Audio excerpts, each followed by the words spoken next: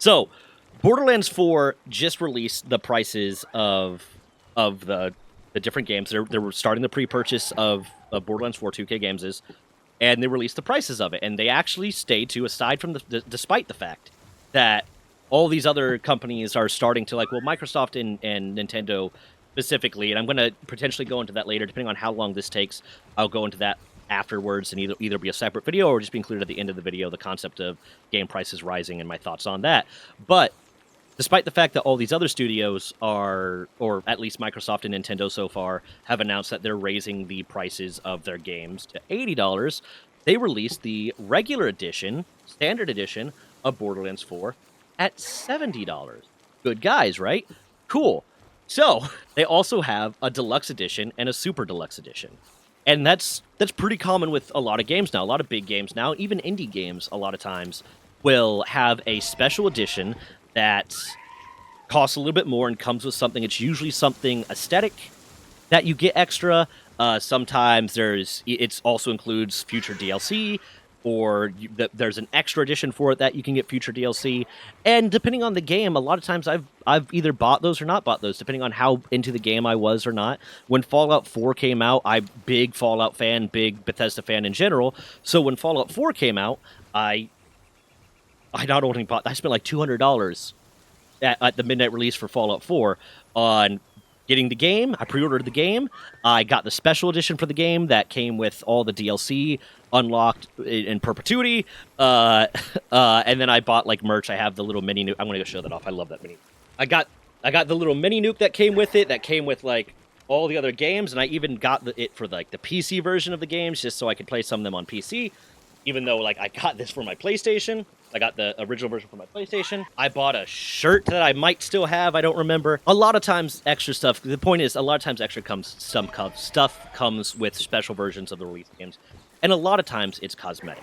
The only time I really have a problem with these special edition stuff is there's a few situations where I have a problem with it. One, if it's an online competitive game, and there's a special version of the game that like unlocks a special weapon or some sort of special tool or whatever it is that gives you a competitive edge in the game, I think that is BS, and I don't think that's fair for the regular players, because some people aren't going to buy the deluxe edition not because they just don't care enough about the game, but because they just don't have disposable income to spend that extra 30, 40, 50, whatever dollars on the deluxe edition, and now you're basically making the game pay to win, or at the very least pay to do better, and that's an unfair business practice. And then the other situation in which I have a problem with this is when they release a deluxe edition or some sort of deluxe edition that immediately adds extra content, because to me that feels like when I pay a game for a game on release day, I feel like I should get the whole game.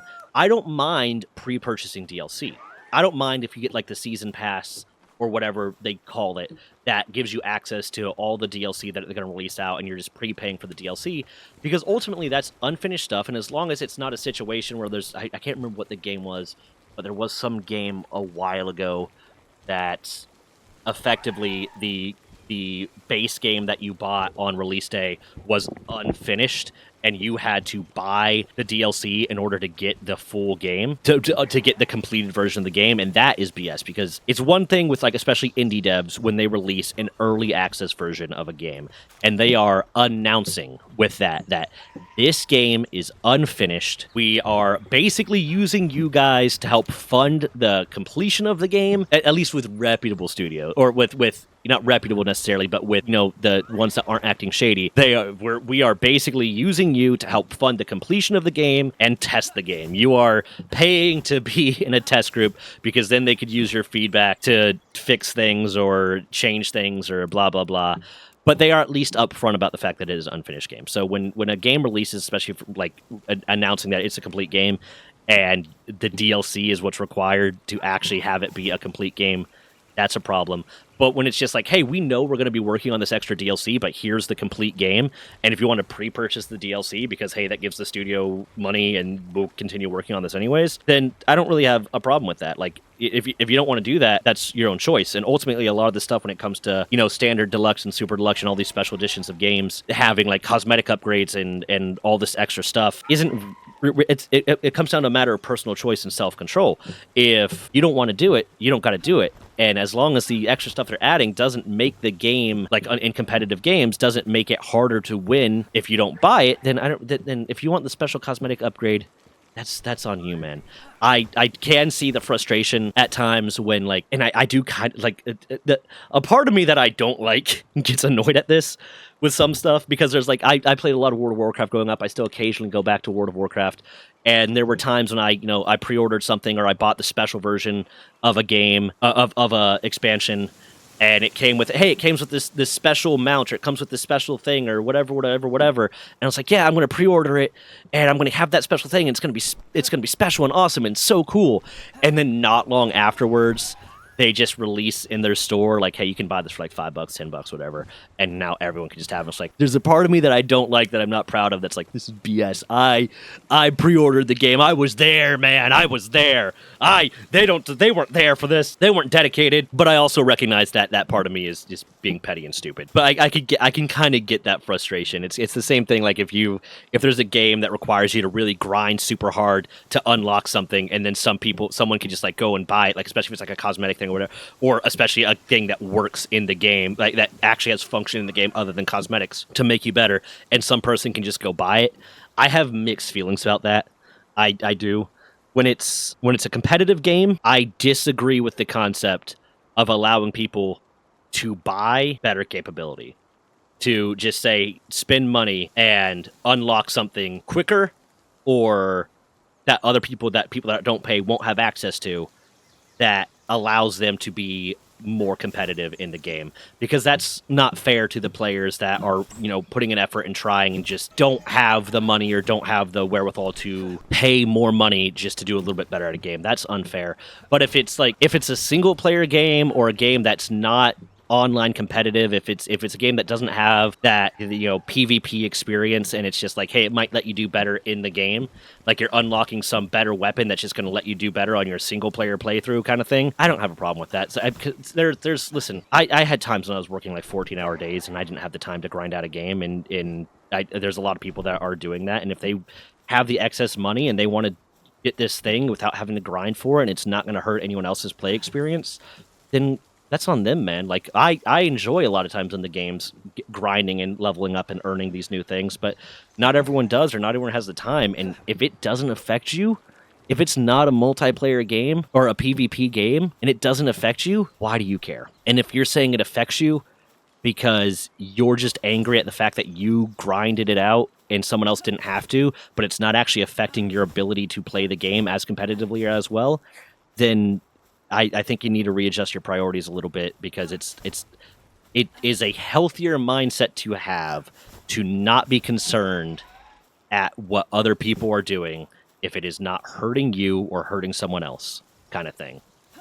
But either way, that's a completely different debate. But to get more into the Borderlands part of this, why that's being brought up with the Borderlands part of it, especially when it comes to the DLC part of it. So with what Borderlands 4 is offering with their different versions, with their different pre-purchase versions.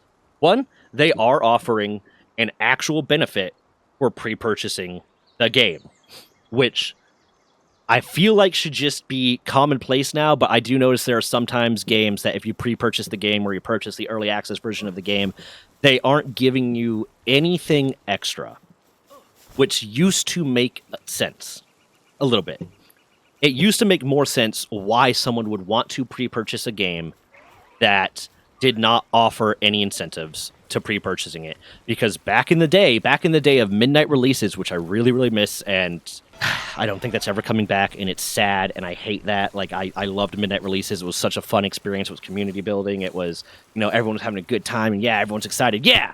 But back in the day of like midnight releases and needing hard copies of games, it made sense to pre-order the game, because if you didn't pre-order the game, then, on launch day, when you went to, after the midnight release was over, because generally the midnight releases, I believe, a lot of times you had to have pre-purchased the game, or maybe you could not pre-purchase. I don't remember. If I went to a midnight release, it's because I pre-purchased the game. But on launch day, if you didn't pre-purchase the game, Like GameStop might, or back in the day of what was it, EB Games, GameStop might not have any copies available for you.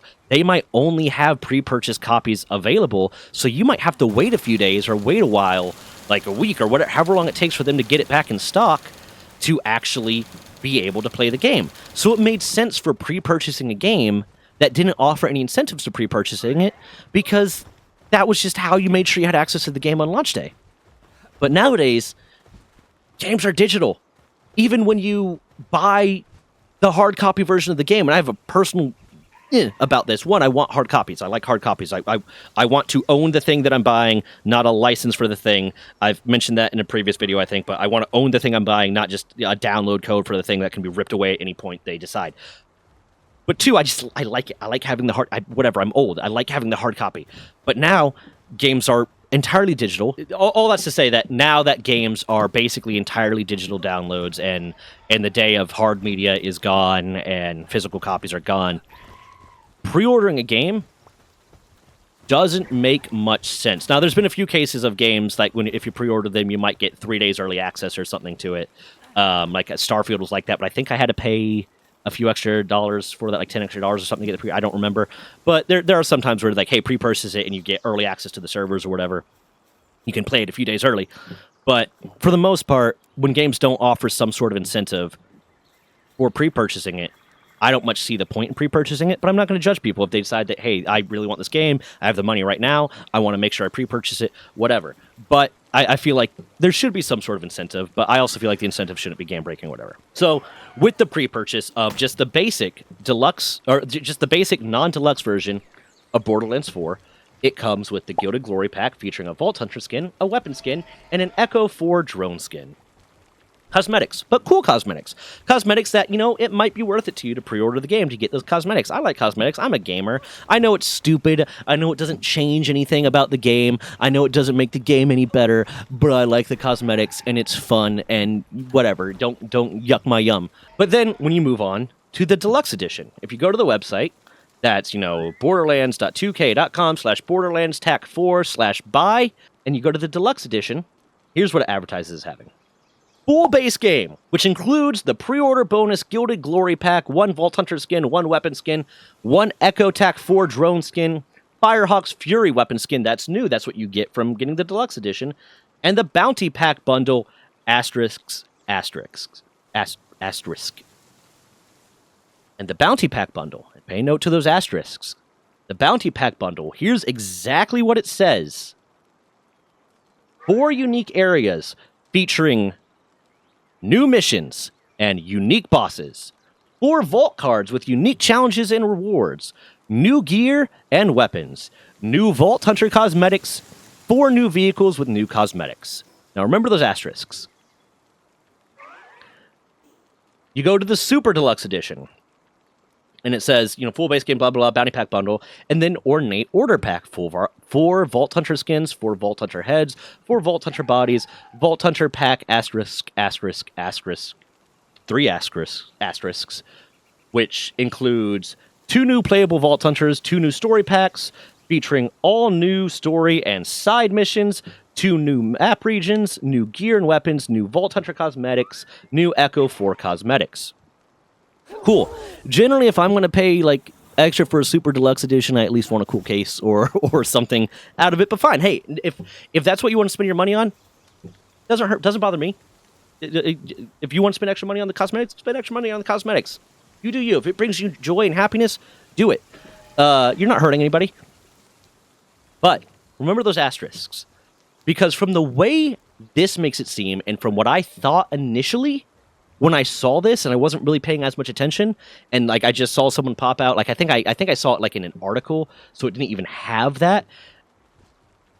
It just said Bounty Hunter Pack Bundle, 4 unique areas featuring new missions and unique bosses. And at first I was annoyed.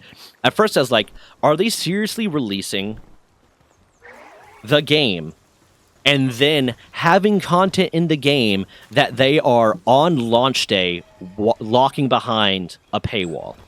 That if you don't get the deluxe game, you don't get access to this content that's going to be available on launch day. And I thought that was kind of stupid, because when you buy a game, you should get the game. If there's going to be DLC released after launch day, it's fine to charge for that. And if people want to pre-order the DLC, basically, that's perfectly fine. But if you have stuff available on launch day, make it available. But that's not what they were doing. What they were doing was deceptive marketing. And at this point, when I see the asterisk, whatever number of asterisks, I know that it means I need to scroll down and I need to look for something. But sometimes, don't really notice it. Sometimes, and there was a point in time when I didn't really think about that. And I'm sure there's plenty of other people that may not have noticed that. There's plenty of people that excitedly saw a Bounty Pack bundle, didn't really notice the asterisks, and just saw like, oh my god, I'm going to get a lot of this extra content on game day. But no. What previously, when I have seen, has been advertised as some sort of season pass or some sort of obvious statement, some sort of clear upfront statement that you are paying more to get access to the DLC when it is released in the future, is now just asterisk. Because if you scroll down below all the little advertising stuff and come by our game stuff and go to this first two asterisks, Borderlands 4 Bounty Pack consists of 4 separate post-launch DLC packs. The Bounty Pack bundle is included with the Deluxe and Super Deluxe edition of Borderlands 4. The Bounty Pack bundle and the individual DLC packs that make up the bundle will also be available for separate purchase at launch, base game required. Exact release timings of each DLC pack to be announced at a later date and will be subject to change, terms apply. So what they kind of made it seem, if you didn't look at those asterisks, was that if you bought the Deluxe edition, you were getting access to more content immediately. That is not the case. You were just buying the season pass, whatever other people have called it, other games have called it in the past. You aren't getting extra content immediately. And then, the 3 asterisks. Borderlands 4 Vault Hunter Pack consists of 2 separate post-launch DLC packs. The Vault Hunter Pack is included with the Borderlands 4 Super Deluxe Edition. The Vault Hunter Pack and the individual DLC pack that make up the bundle will also be available for separate purchase at launch, base game required. Exact release timing of each DLC pack to be announced at a later date and will be subject to change, terms apply. So not only is the Deluxe Edition paying $30 extra for immediate access to different for DLC, future DLC, it's not even all the DLC. You have to pay an extra $30 on top of that. It's extra 30 because the Super Deluxe is 130, right? Yeah, the different editions, 70, 100, and then 130. But you have to pay an extra $30 on top of that to get the other DLCs. So it's not even paying $30 to unlock all the DLC. It's paying $60 to maybe unlock all the DLC, but that might not even be all the DLC. They might release more DLC in the future and be like, nah, you got to pay for that. All you got was the stuff that you got from that special edition. Sorry, you got to pay for the more DLC. Which is just kind of shady, and I'm not a fan of that, and it seems super corrupt, and not corrupt. I'm not going to say corrupt. It's a really shady marketing tactic, and it's intentionally misleading and manipulative, and I don't like that. And I don't think that should be the case. But that's my thoughts on that. If you want to check out some of my other content, there's going to be playlists over there. I know I've been doing a lot of stuff on the Nintendo Power World drama lately, but I also put out other content on other topics. I have storytelling videos. I have just general rants that I go on. I'm trying to not just be the guy that talks crap about Nintendo. I would really appreciate, like, if you're interested to support all the other stuff, that'd be awesome. But also, if you want to see my new content as it comes out, make sure to leave a subscribe and turn on notifications. It'd be awesome. And also just for my ego, because it's really cool and it makes me feel good watching that subscriber count go up. So it'd be awesome if you did that for that purpose. And if you can leave a like, it helps the video do a lot better. If the more likes and the more engagement the video gets, makes the video do better. I also have memberships turned on. Basically, the membership, all the money from the memberships, aside from like if I have to pay for a subscription for something to help with me and my editor, getting stuff done, everything else is going to go to my editor until I'm making enough money off the subscriptions, the memberships, to be able to hire him on full time, and then we'll decide, okay, do we hire a new team member, blah blah blah, because I do want to expand and start making more and more stuff. Anyways, bye. That was stupid. Don't do that. Anyways, see ya. No.